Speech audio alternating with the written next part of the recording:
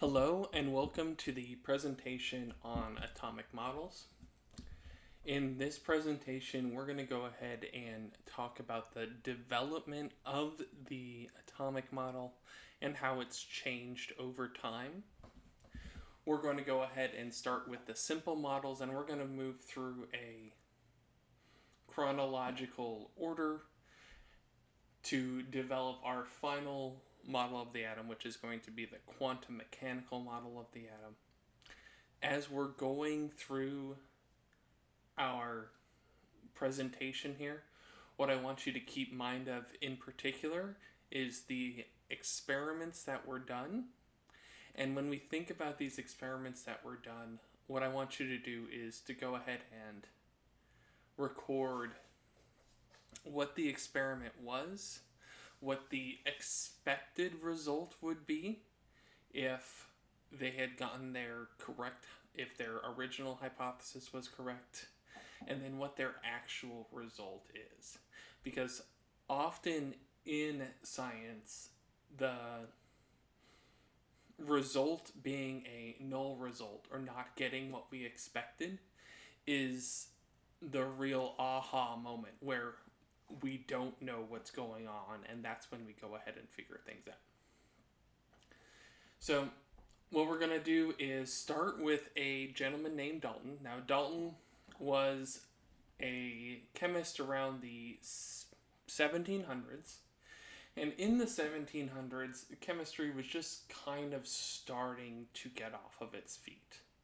Chemistry is kind of the last science to really get going, because before then it was known as alchemy, and that was more of an art and pseudoscience than actual chemistry.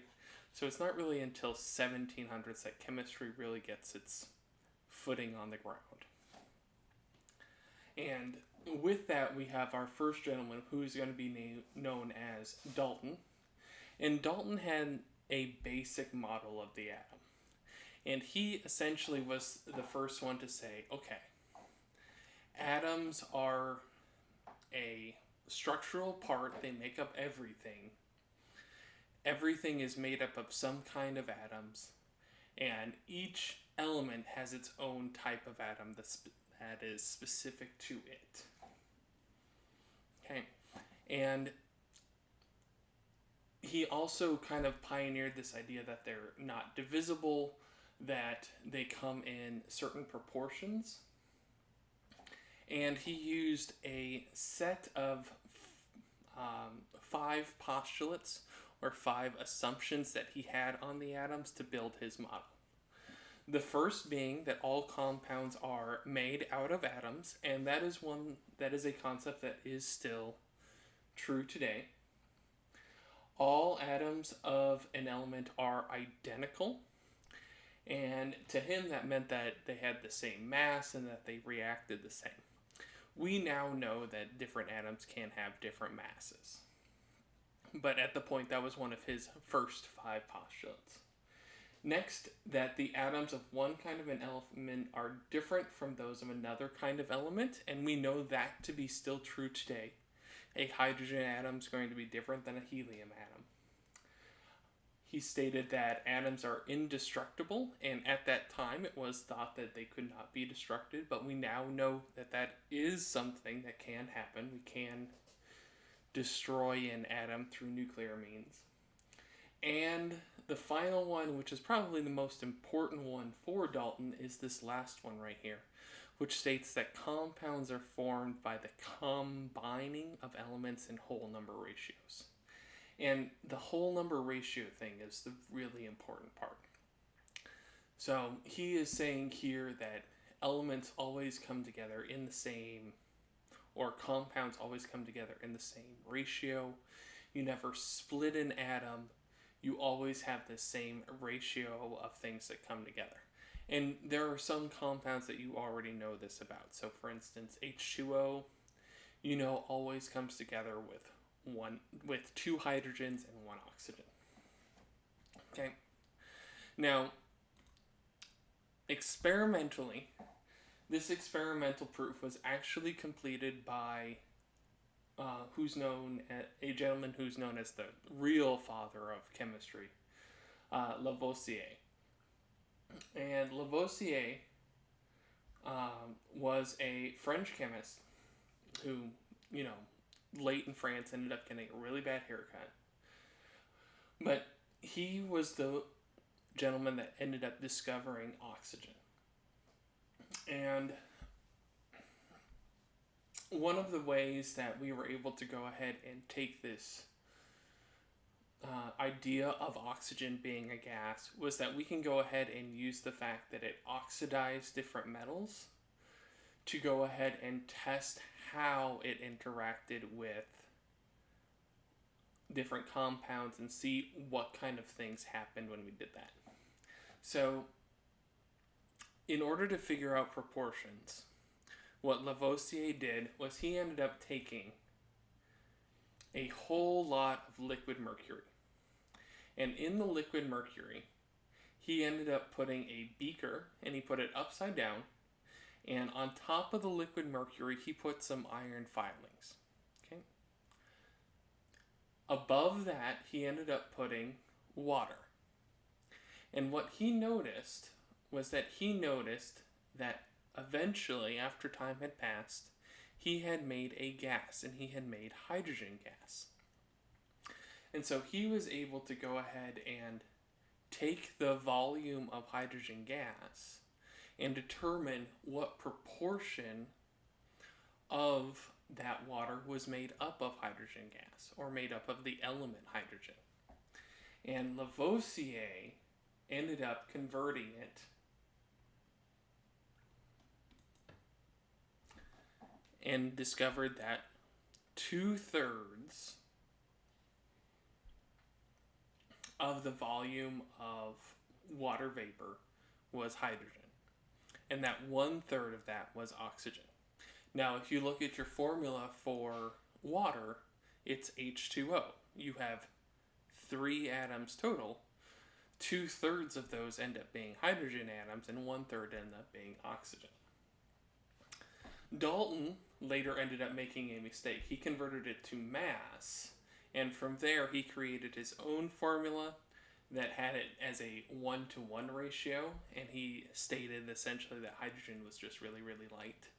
But by using Lavoisier's experiment and seeing that this always came in direct proportion, he was able to develop his theory of the atom that for every compound they come in direct proportions. And that's really an important concept as we go along further, because that direct proportion is going to be essential to us combining different elements together to make compounds. The next chemist that we're going to be talking about is a gentleman named J.J. Thompson. And what J.J. Thompson did was that he discovered the electron. Now, the electron is the first subatomic part of the atom that ended up being discovered. And the reason that it got discovered first really has to do with the fact that it's really small and it has a fairly robust charge. So it has a large charge to size ratio. And he ended up doing what's called a cathode ray tube experiment. And it led to the invention of what's called the plum pudding model of the atom. It's also called the Thompson model of the atom, but the plum pudding model is kind of like the ubiquitous name that's for it. And we're going to go ahead and go over his experiment here. So what he ended up doing was he ended up sending cathode rays through a tube, and his expectation was that he was going to send these rays through, and he sends them through a tiny little opening, and in the middle here he has a tiny electric field that's going on here. So he has an electric field, and what he expected was that since these rays were going straight, that they would continue to go straight to his detector that's right here. Okay? What he ended up seeing was that the rays ended up bending upwards. So the magnetic field ended up affecting the rays. And he was able to say, oh, look here, there has to be some particle that's in these rays that is able to bend and has a charge. And notice that in this case, it bends upwards towards the positive charge. We know that opposites attract. Therefore, he determined that there had to be a negative charge on this particular particle. So that was the discovery of the electron.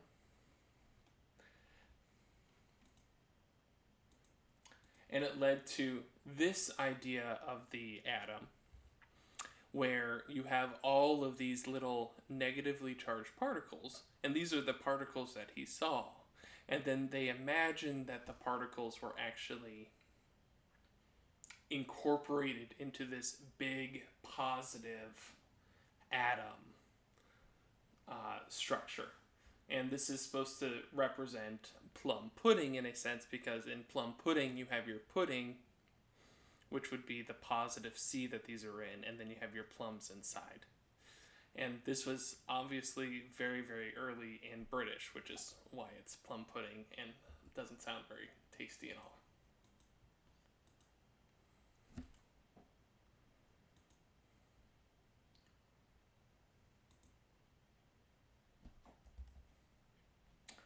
All right, next we're going to go ahead and talk about Curie, and this is Marie Curie, and I put discovered here. She and a group of others ended up working very hard and discovered really the concept of radiation, and really it's more that Curie ended up pioneering a lot of the things that are involved with radiation. And what she discovered was that different elements emitted a form of energy, and that the form of energy that was being emitted by those elements was directly tied to the type of atom and not necessarily how many of the atoms that there were. And this overturned the idea that atoms were stagnant and that they did not change at all. And it allowed us to further probe the atom with new technologies. Because I want you to imagine that this radiation that we have here that's being shown coming off here is something that we can go ahead and use to go ahead and probe deeper into the atom, because these radiation particles are really, really small. And alpha radiation is going to be a really important one in just a little bit. This is also some of the things that are involved with getting this release of radiation is what ends up giving us both nuclear power, nuclear weapons, and it also ended up leading to the use of X-rays. And all of those things are using radiation or the splitting of an atom somehow to go ahead and make power or a power source of some sort. One interesting thing that should be known about Marie Curie is that she had won the Nobel twice. She won it in both physics and chemistry. Now, our next two people are going to be Rutherford and Chadwick. And these two gentlemen are known for essentially going in and discovering the nucleus of the atom, or that densely charged center right in the middle of it. They ended up also determining that that's where the mass of the atom is, and they ended up determining that it's mainly empty space. And in particular, Chadwick discovered the neutrons. And the neutrons were kind of this particle that was going to be really, really hard to test for, mainly because a neutron is neutral. And since it doesn't really have a charge, it's really hard to kind of isolate something that doesn't have any charge associated with it. So what we're going to do first is we're going to go ahead and talk about Rutherford and what his experiment was. And his experiment is one of the most commonly explained experiments in science, and it's called the gold foil experiment. So, what happened with the gold foil experiment is that we were working with the idea that we had this plum pudding model, okay? And this was Thompson's model right here. And he had just been given the access to use alpha particles. So he decided that he was going to go ahead and take those alpha particles and he was going to shoot them at gold foil. The idea being that gold is a really non-reactive element, and hopefully, if Thompson's model was correct, what would happen is that all those alpha particles, which have a slight positive charge, would end up going right straight through the model of the atom. However, what he noticed was that in his experiment, they did not go through the center of the atom, and some of them bounced back. And that bouncing back is a really important thing because it shows that there is something in there that is really, really dense and stopping those alpha particles from being released.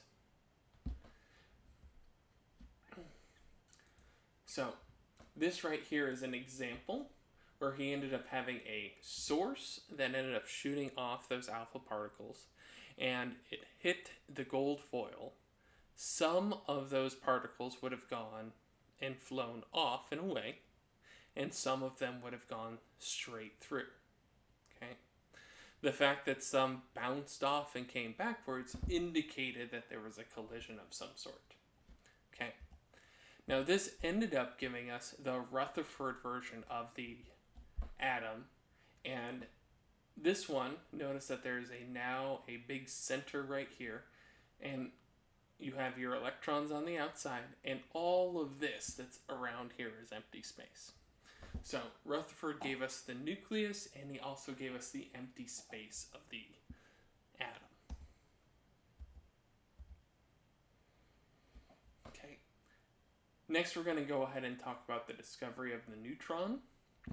And this is James Chadwick's experiment. And what he did was he ended up taking those same alpha particles again. Now remember, it was Marie Curie that really drove this alpha particles and this radiation going forward. So without her development of the alpha particles, we wouldn't have been able to explore these quite as efficiently. This polonium is also an element that she named and discovered. So he takes these alpha particles and he ended up shooting them at beryllium, which is just another metal here. And what he noticed was that they released some sort of high non-ionizing radiation that had a really high penetrating power. Okay? But any detector that he put here was unable to really give any information other than that they had high energy. So he ended up putting paraffin wax, and what happened was that he determined that since these particles that were being ejected were able to knock out protons, that they were an entirely different subatomic particle altogether. And so he determined that since he couldn't get a detector that really detected any charge with them, that they had to have a neutral charge. Okay? And that neutral charge was able to push out the protons, which he then collected. Okay? So, James Chadwick's is a discovery of the neutron, mainly because the neutron was a large mass particle that did not interact with any other types of particles or any other types of forces because they had a neutral charge to them.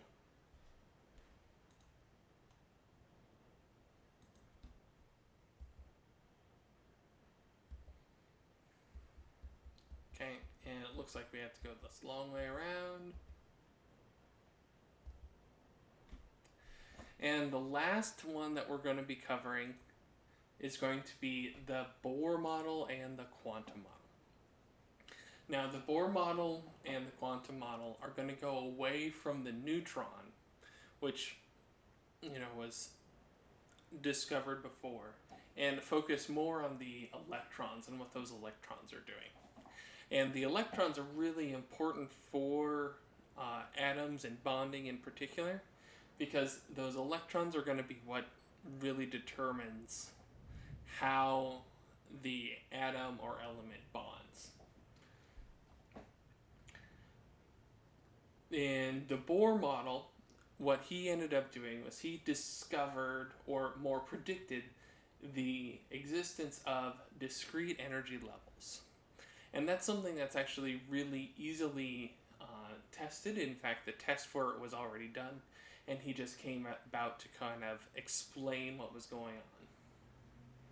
And the quantum model, even though it sounds complicated, is really just talking about the chance of an electron being in a particular location. And the quantum model may seem complicated because it uses the word quantum and there's a lot of math, but it's really just trying to quantify the location or the speed of a particular particle. Okay, we're going to go into more details with the Bohr model first.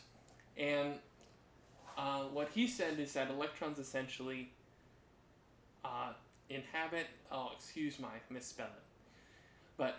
discrete levels around the atom, and that they can only exist there. So you want to go ahead and think about this concept sort of like a step ladder, that the electron can be in energy level 1, it can be in energy level 2, but it can't be in between there, just like you can't step in between the steps of a step ladder. Okay. Then it ended up being stated that in order for the electrons to move, they must either absorb or release energy. Okay? And absorption allows them to go up in an energy level. So if they are at energy level 2 and they absorb energy, they can go to energy level 2. Or they can release energy via photons or via light, and they can decrease in an energy level. Okay? So our first image here kind of shows this idea where we have our energy levels, and the electron can either be in this circle right here, on this circle right here, or on this circle right here. You won't have an electron that's sitting in between here because it cannot get there. When an electron moves from one circle to another, it either has to release energy, okay, and that's being shown right here, that the electron is moving from the third energy level to the second. It releases energy, and this is released via a photon. Okay? So in this case, this particular atom would be releasing light. Now, the thing that ended up allowing him to make this prediction was that we noticed that when we put a lot of energy into hydrogen, it gave specific wavelengths of light back. So I want you to notice that this is what's called the spectrum of hydrogen. So when we put a lot of energy into hydrogen, it would give us a red light, a green light, a blue light, and a purple light. And what I want you to imagine is that what's going on is that you have your atom, and you can go ahead and have it right here, and it absorbs energy up to this point, and then it releases that energy when it goes back down. Then it absorbs energy into this point, and then it releases a blue light when that electron is released. And the same can go for this green one right here, and all the way up to this red one right here. So this light is just caused by an electron absorbing that energy that we give it and then releasing it back as light. And it was because we saw that there were these discrete levels that we were able to determine this particular model. Next, we're going to go into the quantum model for just a little bit here. And the quantum model is just a statistical model that allows us to predict the location of an electron. And it really is just using statistics to try and predict where that electron is going to be. Okay? And this really helps us to be able to differentiate the location of, this should be electrons, and classify those electrons based off of their probable location. Oh, wow. So, this right here, this is the statistics. So, 1s, the chances that it's going to be around here. 2s, the chances of an electron being around here. This one is 3s, so those are the three different energy levels. What you're going to see a little bit later on is that this is going to get a little bit more complicated when we go into 2p or the other more complicated ones. But in general, it's just a way of saying, oh, the electron is probably here. Now, this area of chemistry in particular does have a couple of side points to it that have some things that you probably have heard on, and we're going to touch briefly on those. The first being Schrodinger's equation, which tries to predict a particle or the location of a particle using wave-particle duality, and that's really what the majority of quantum mechanics is using that wave-particle duality to kind of predict where something is going to be. And he does have the equation right here. And, this is a fairly, ugly-looking equation, mainly that, it has this wave function right here. You have Planck's constant. We've got the mass. But one of the things that I want you to get out of this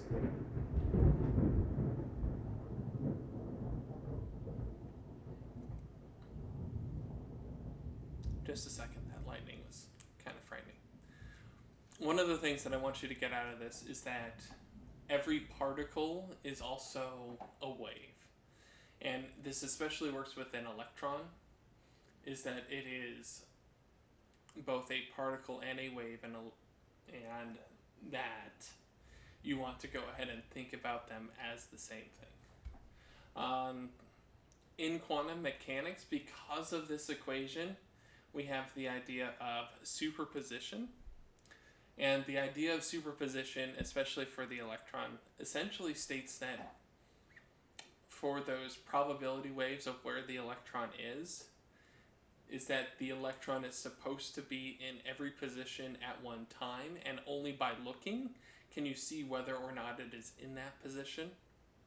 Schrödinger himself did not like this idea of superposition, which is why he ended up making the Schrödinger's cat thought experiment, because he was trying to essentially disprove his own math there in a way. And the other part of this section that you may have heard of is the Heisenberg uncertainty principle. And the Heisenberg uncertainty principle is another concept that you can't know both the momentum and the position of a particle, because in order to measure the momentum of the particle, you're going to end up affecting its position, and if you end up measuring the position of a particle, that's going to end up affecting its momentum. Therefore, knowing both of those aspects of that particle is going to be extremely difficult for you to do. And the certainty of you getting in one way or another is going to definitely affect the other. Alright, that's going to end up being it for this section here. It was a long one, however, The more important things are going to be knowing how we went from the basic views of the atom to the more complicated views, and then realizing how light ends up being emitted from different objects in the atom. And that part in particular is going to be really important for your paper that's due in this section. So without much further ado, that's going to close us out for this section of the atomic model.